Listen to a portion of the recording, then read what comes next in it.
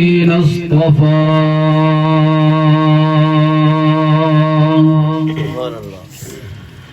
خصوصا على آله المجتبى وأصحابه الذين هم خلاصة العرب العربا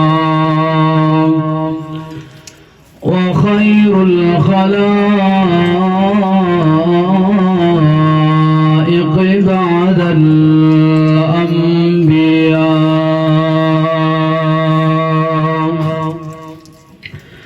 أما بعد فأعوذ بالله من الشيطان الرجيم. بسم الله الرحمن الرحيم.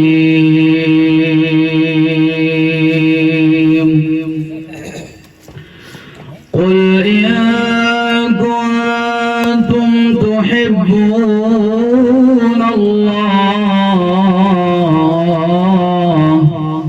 فاتبعوني يحببكم الله ويغفر لكم ذنوبكم والله غفور رحيم. وقال النبي صلى الله تعالى عليه وسلم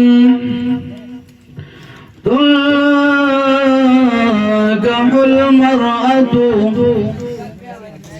لأربع: لمالها ولجمالها ولحسبها ولدينها فاظفر بذات الدين. صدق الله العظيم. خواب غفلت میں سوئے ہوئے مومنوں، عیش و عشرت بڑھانے کا کیا فائدہ؟ خواب غفلت میں سوئے ہوئے مومنوں، عیش و عشرت بڑھانے کا کیا فائدہ؟ کتنا مشہور قصہ ہے شداد کا، کتنا مشہور قصہ ہے شداد کا، جب روس کے تن سے نکالی گئی، مرتا مرتا بھی وہ لوگوں سے گرتا گیا، ایسی جنت بنانے کا کیا فائدہ؟ مال و زر میں مشہور قارون تھا، وہ مخالف تھا موسیٰ و ہارون کا، جب زمین میں وہ دستا گیا، دو لوگوں سے گرتا گیا، ایسے بھیجا خزانے کا کیا فائدہ؟ میرے واجب الاحترام، میرے ذی قدر علماء کرام اور گاؤں بودرا کے غیور نوجوانوں، بزرگوں، مسلمان بھائیوں، السلام علیکم ورحمۃ اللہ وبرکاتہ۔ آج پہلی دفعہ آپ کے اس گاؤں بودرا میں قاری محمد وقاص صاحب اور قاری محمد شعیب صاحب کی عقیدت سے یہاں حاضری کا شرف حاصل کر رہا ہوں۔ میں برادر مکرم قاری محمد شعیب صاحب کو اور ان کے برادر کبیر بھائی جہاں صاحب کو شادی کے اس بندھن میں اگلے لمحات میں جانے پر مبارکباد پیش کرتا ہوں۔ حاضرین اکرام، آدھی رات گزر چکی، چند وقت آپ کا لوں گا، چند معروضات آپ کے گوش گزار کر کے اجازت چاہوں گا۔ حاضرین کرام، انسان کی زندگی میں کئی لمحات آتے ہیں، کئی حالات آتے ہیں، کئی حالات کا مقابلہ اس انسان نے کرنا ہوتا ہے۔ ان میں خوشی اور غمی کا بھی ایک گہرا تعلق ہے۔ انسان کی زندگی میں غم بھی آتے ہیں، انسان کی زندگی میں خوشیاں بھی آتی ہیں، لیکن غمی اور خوشی دونوں میں ہم نے رجوع اللہ ہی کی طرف کرنا ہے، اس لیے کہ غمی دینے والا بھی کون ہے؟ ذرا بولو، غمی دینے والا اللہ ہے، تو غمی میں ہم نے رجوع بھی اللہ ہی کی طرف کرنا ہے۔ اور خوشی دینے والا کون ہے؟ تو خوشی میں رجوع کس کی طرف کرنا ہے؟ وَمَن يُطِعِ الرَّسُولَ فَقَدْ أَطَاعَ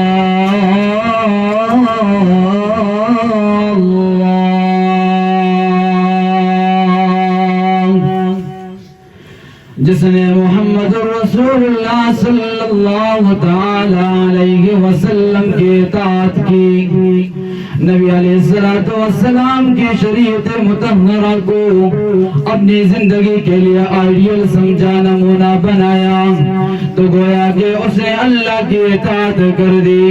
قُلْ إِن كُنتُمْ تُحِبُّونَ اللَّهَ فَاتَّبِعُونِي يُحْبِبْكُمُ اللَّهُ۔ او میرا پاک پیغمبر، اپنی اس امت کو کہہ دیجئے، اگر تم اللہ سے محبت رکھنا چاہتے ہو، فَاتَّبِعُونِي يُحْبِبْكُمُ اللَّهُ، تم میری اتباع کرو۔ ہر معاملے میں جب تم میری اتباع کرو گے، غمی آئے گی تو تب بھی تم محمد رسول اللہ کے طریقے کو اختیار کرو گے، خوشی آئے گی تو تب بھی تم محمد رسول اللہ صلی اللہ تعالی علیہ وسلم کے طریقے کو اختیار کرو گے۔ یحببکم اللہ، اللہ تمہیں پہلا فائدہ دے گا، اللہ تمہیں اپنا محبوب بنائے گا۔ دوسرا فائدہ تمہارے لیے یہ ہوگا، یغفر لکم ذنوبکم، اللہ تمہارے گناہوں کو بھی بخش دے گا۔ خواہ وہ تابعداری عقائد میں ہو، معاملات میں ہو، جو معاملات بھی انسان کی زندگی میں آتے ہیں، ہر معاملے میں ہم نے محمد رسول اللہ صلی اللہ تعالی علیہ وسلم کی زندگی کو اپنے لیے نمونہ بنانا ہے۔ آمنہ کے لال محمد رسول اللہ صلی اللہ تعالی علیہ وسلم کی بے شمار سنتیں ہیں، جن میں ایک سنت نکاح والی سنت ہے۔ اللہ کے پاک پیغمبر فرماتے ہیں، النکاح من سنتی فمن رغب عن سنتی فلیس منی، نکاح میری سنت ہے، جو نکاح کرنے سے، شادی کرنے سے اعراض کر دے وہ ہم میں سے نہیں۔ اللہ نے قانون بتا دیا ہے، وَلَقَدْ أَرْسَلْنَا رُسُلًا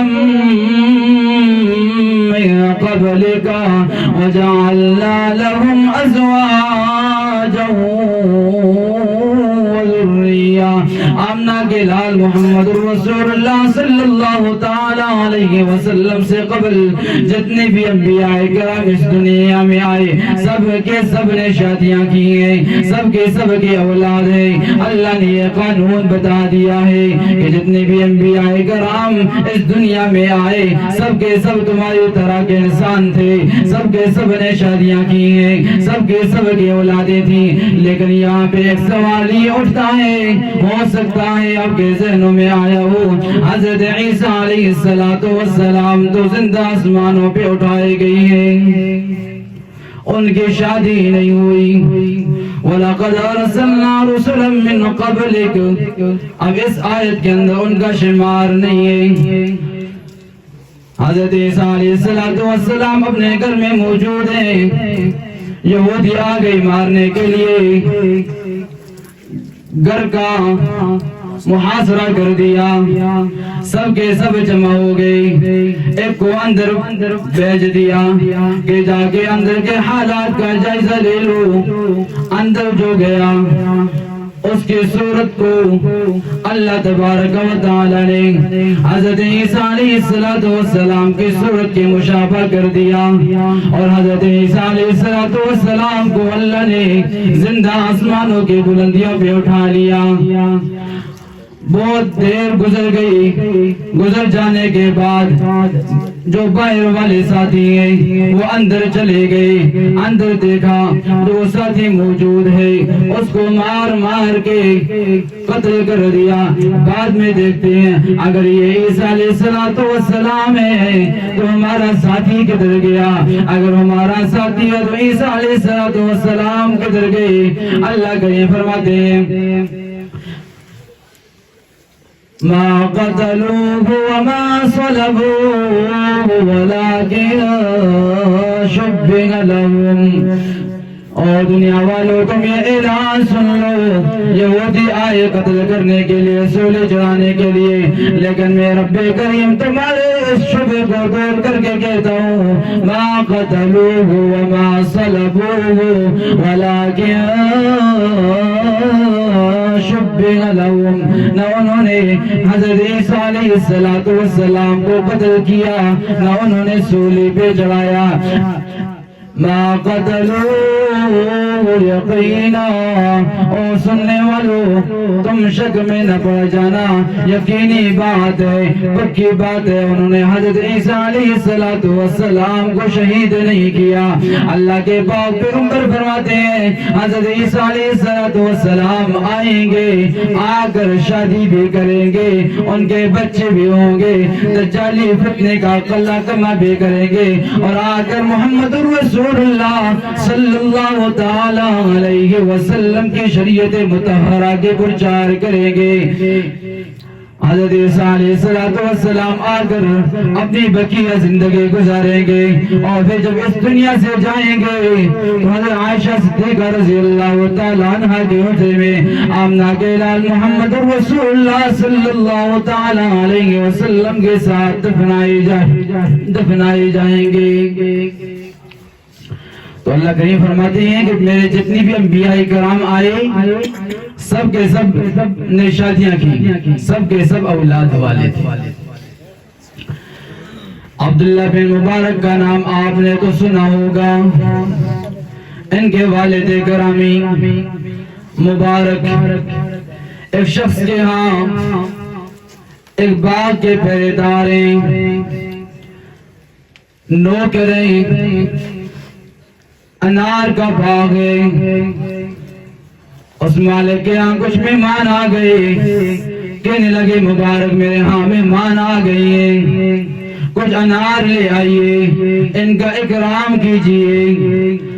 حضرت مبارک جا کر انار توڑ لاتے ہیں پیش کرتے ہیں انار کھٹے نکلاتے ہیں پھر واپس گئے اور انار لے کے آئے وہ بھی کھٹے نکل گئے پھر گئے اور انار لے کے آئے وہ بھی کھٹے نکل گئے. مالک کہنے لگا مبارک اتنا عرصہ ہو گیا ہے تو میرے باغ میں کام کر رہا ہے تمہیں پتہ نہیں ہے کون سا دانہ کھٹا ہے کون سا میٹھا ہے. مبارک کہنے لگے او مالک تو نے مجھے باغ کا رکھوالی بنایا ہے باغ سے پھل کھانے کی اجازت تو نے نہیں دی. او مالک کہنے لگا مبارک میرے ہاں میری ایک بیٹی ہے میں اس کی شادی کرنا چاہتا ہوں تو مجھے مشورہ دے میں کیسے شخص سے اس کی شادی کروں. مبارک کہنے لگے تم تحل المرأة لأربعین لمالها ولجمالها ولحسبها ولدینها فاظفر بذات الدین.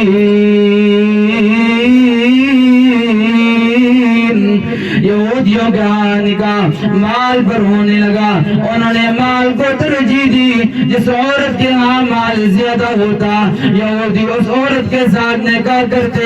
عیسائیوں کے ہاں حسن و جمال کا عروج تھا، اس عورت کا حسن و جمال زیادہ ہوتا عیسائی ان کے ساتھ نکاح کرتے۔ اور جاہلیت کے اندر جو عرب کے اندر جو جاہل تھے وہ حسب نسب والی عورت کو دیکھتے، جس کا خاندان اچھا ہوتا، جس کے قوم قبیلے والے اچھے ہوتے، اس عورت کے ساتھ نکاح کرتے۔ اور محمد رسول اللہ صلی اللہ تعالی علیہ وسلم پر ایمان لانے والے مومن وہ دین کو ترجیح دیتے، لیکن او مالک فظفر بذات الدین، نبی علیہ السلام کا فرمان ہے کہ تو نے مال کو بھی ترجیح نہیں دینی، حسن و جمال کو بھی ترجیح نہیں دینی، بلکہ تم نے حسن جمال حسن کو بھی ترجیح نہیں دینی، بلکہ تم نے دین کو ترجیح دے کے دین کو آگے رکھنا ہے، اور تم نے اپنی بیٹی کا نکاح کر دینا ہے۔ مالک گیا اپنی بیوی کے پاس، کہا جو ہمارا نوکر ہے پہرے دار ہے، اس کے علاوہ ہماری بیٹی کے لیے کوئی اچھا رشتہ نہیں ہے۔ اور مالک اپنی بیٹی کا نکاح مبارک کے ساتھ کروا دیتا ہے، اسی مبارک کا نکاح ہو جاتا ہے، دلہن آ جاتی ہے، زندگی کا گزر بسر ہونے لگتا ہے۔ ان کے ہاں ایک بیٹا پیدا ہوتا ہے عبداللہ، جسے آج دنیا عبداللہ بن مبارک کے نام سے جانتی ہے۔ اگر آپ احادیث کے راویوں کا مطالعہ کریں تو ان میں ایک نام عبداللہ بن مبارک کا بھی ملتا ہے۔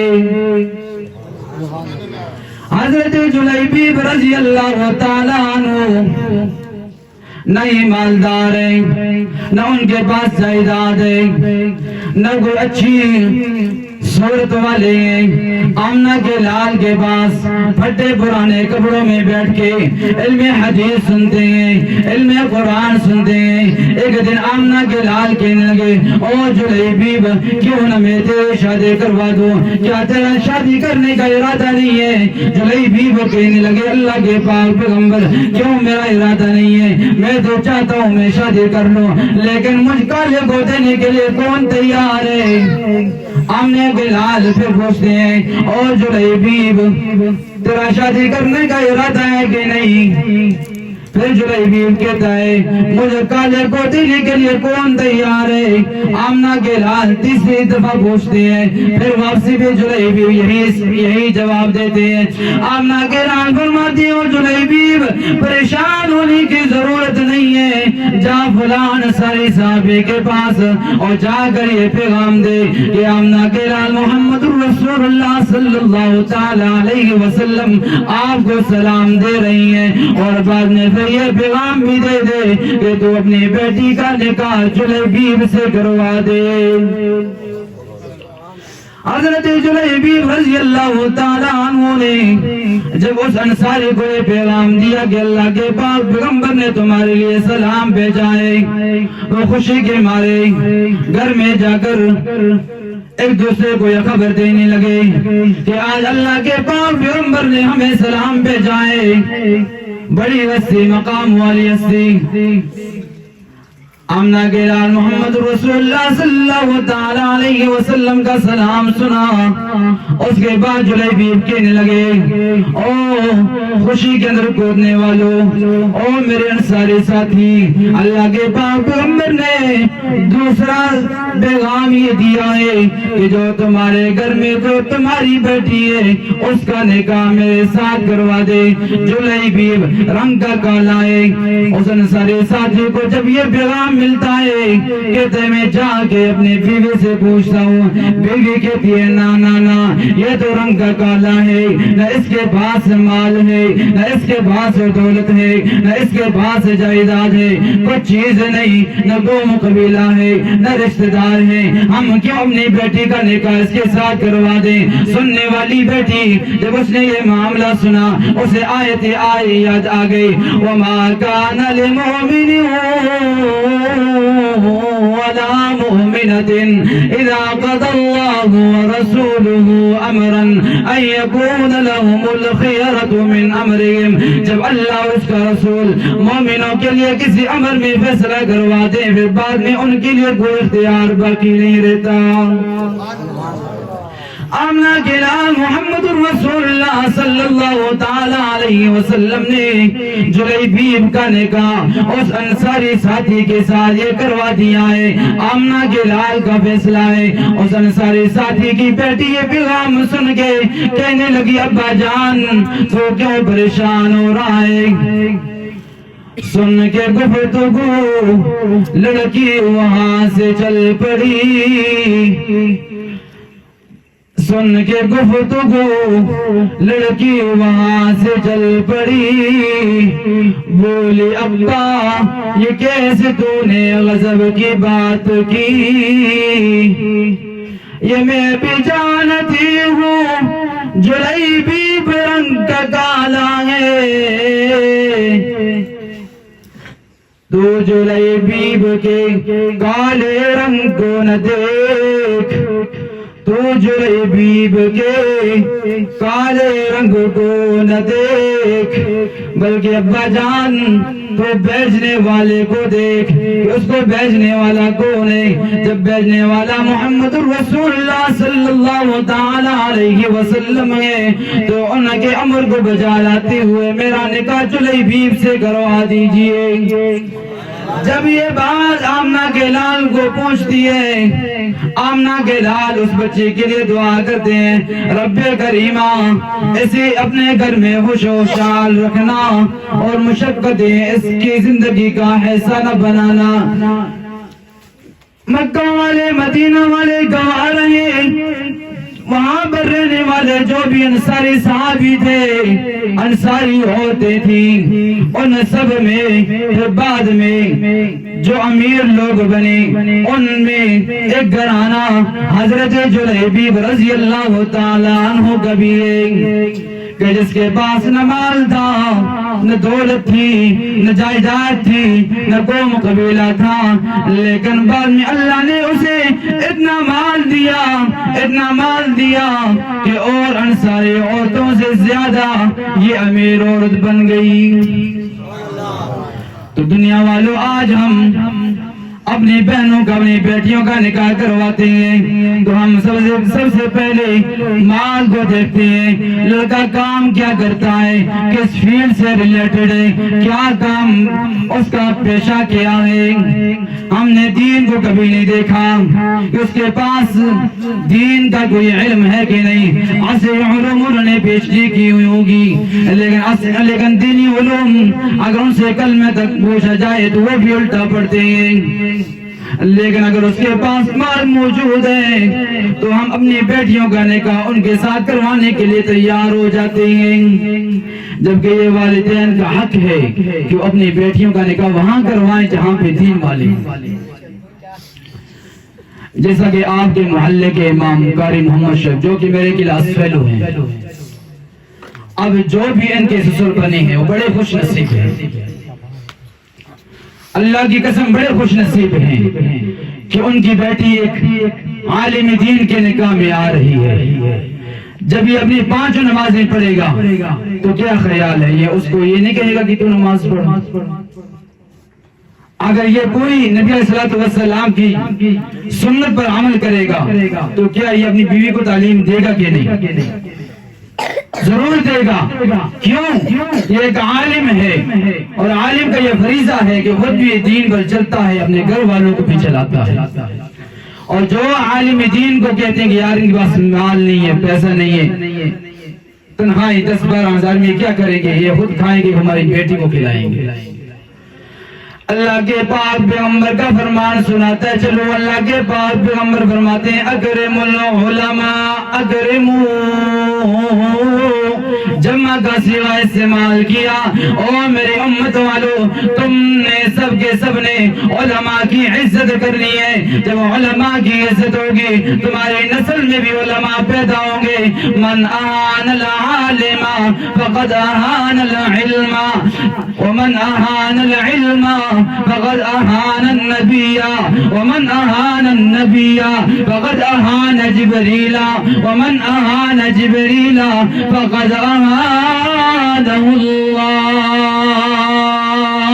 اور دنیا والوں، جس نے عالم کی بے عزتی کی، کسی عالم کو برا بلا کہا، گویا کہ اس نے علم حدیث کو برا بلا کہا، اور جس نے علم حدیث کو برا بلا کہا گویا کہ اس نے نبی علیہ السلام کی ذات کو نشانہ بنایا، نبی علیہ السلام کو برا بلا کہا، اور جس نے نبی علیہ السلام کو برا بلا کہا گویا کہ اس نے جبریل امین کو برا بلا کہا، اور جس نے جبریل امین کو برا بلا کہا گویا کہ اس نے اللہ کی ذات کو نشانہ بنا دیا، اللہ کی ذات کو برا بلا کہہ دیا، اور جس نے اللہ کی ذات کو برا بلا کہہ دیا فقد ہلک، اب وہ کامیاب ہو سکتا ہے؟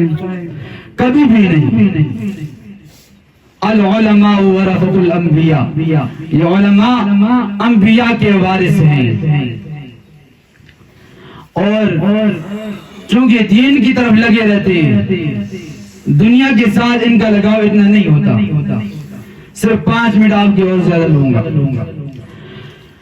اللہ کریم فرماتے ہیں اعلموا انما الحیات الدنیا لعب ولهو وزینۃ وتفاخر بینکم وتکاثر فی الاموال والاولاد۔ اور دنیا والوں، تم علماء کو چھوڑ کے مالوں والوں کو اور جائیداد والوں کو اپنی بیٹیاں دے دیتے ہو، دنیا کو ترجیح دیتے ہو، تو دنیا کی حقیقت بھی سن لو، کیوں دنیا اللہ نے بنائی ہے تو بنانے والے کو اس کی حقیقت کا زیادہ پتہ ہوتا ہے۔ اللہ کریم فرماتے ہیں اعلموا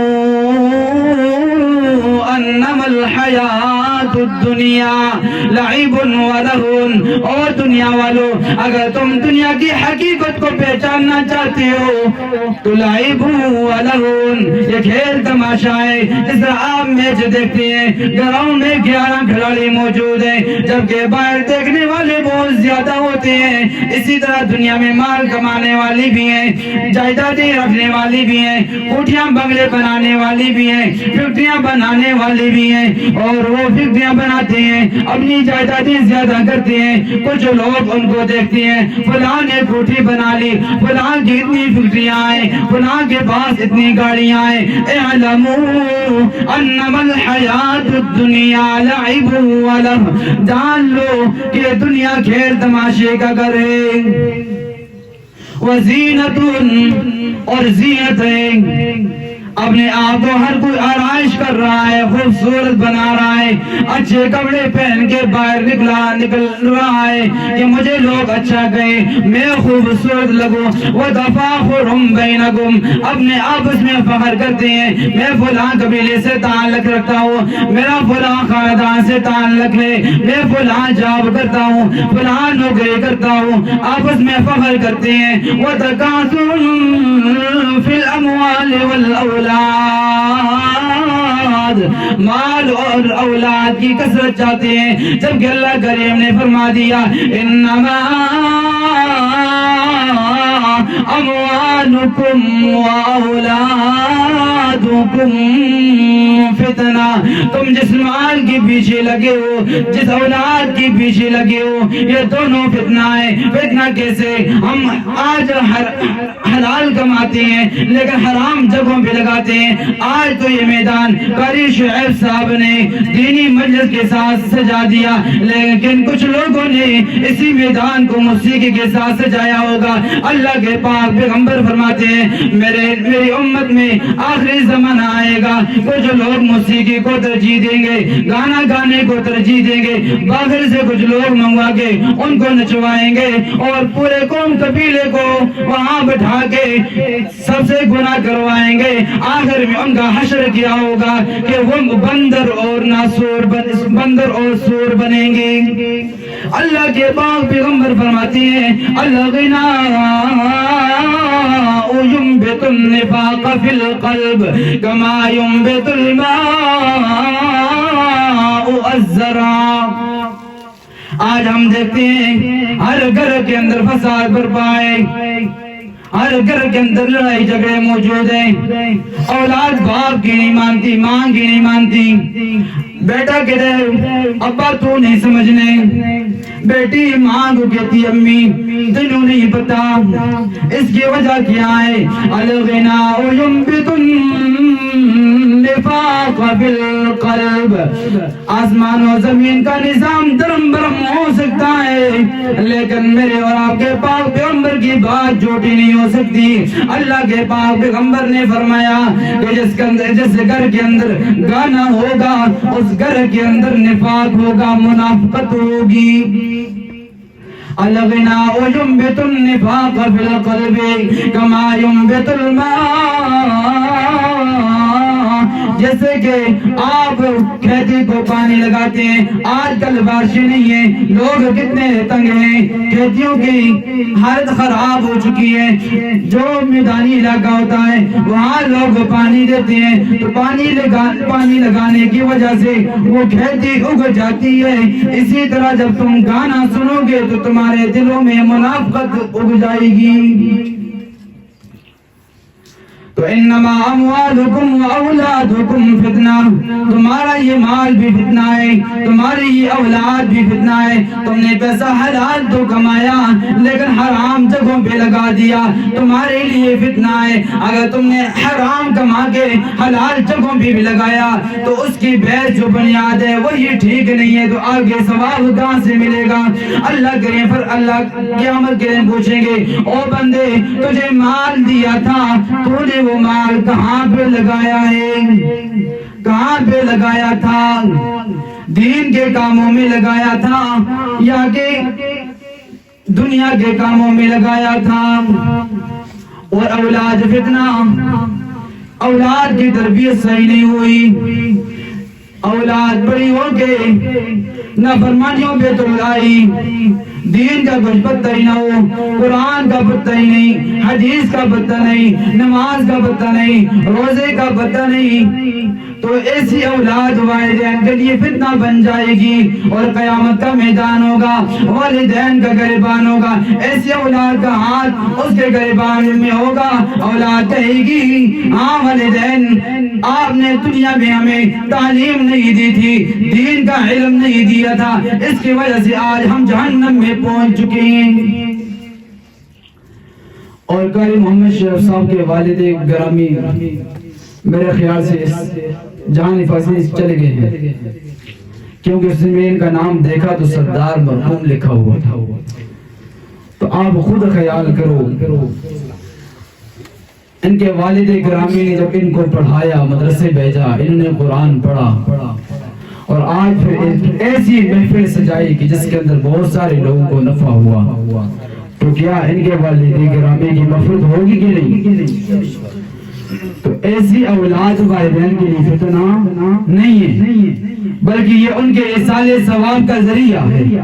جب بھی نماز پڑھیں گے، قرآن پڑھیں گے، روزہ رکھیں گے، اپنے والد گرامی کے لیے ایصال ثواب تو کریں گے، لیکن جو اولاد دین سے بالکل بے رغبتی اختیار کر لے، دور ہو، عصر علوم کے پاس بہت سارے ہو لیکن جنازہ پڑھنا نہ آئے اس کو، تو وہ دفنانے کے وقت بھی دعا نہ کر سکے، آخری دیدار کے وقت بھی وہ دعا نہ کر سکے، تو بعد میں دفنانے کے بعد وہ خاک کرے گی۔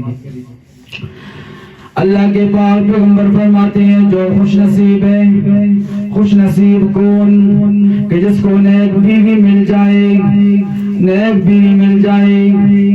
جب نیک بیوی ملے گی تو اس کا خاندان بھی نیک ہوگا۔ تو اس لیے اس گاؤں سے تعلق رکھنے والوں جب بھی اپنی بیٹیوں کا نکاح کرو، اپنی بہنوں کا نکاح کرو تو فَظْفُرْ بِذَاتِ الدِّينِ، تم نے دین کو مد نظر رکھتے ہوئے اپنی بیٹیوں کا نکاح کروانا ہے۔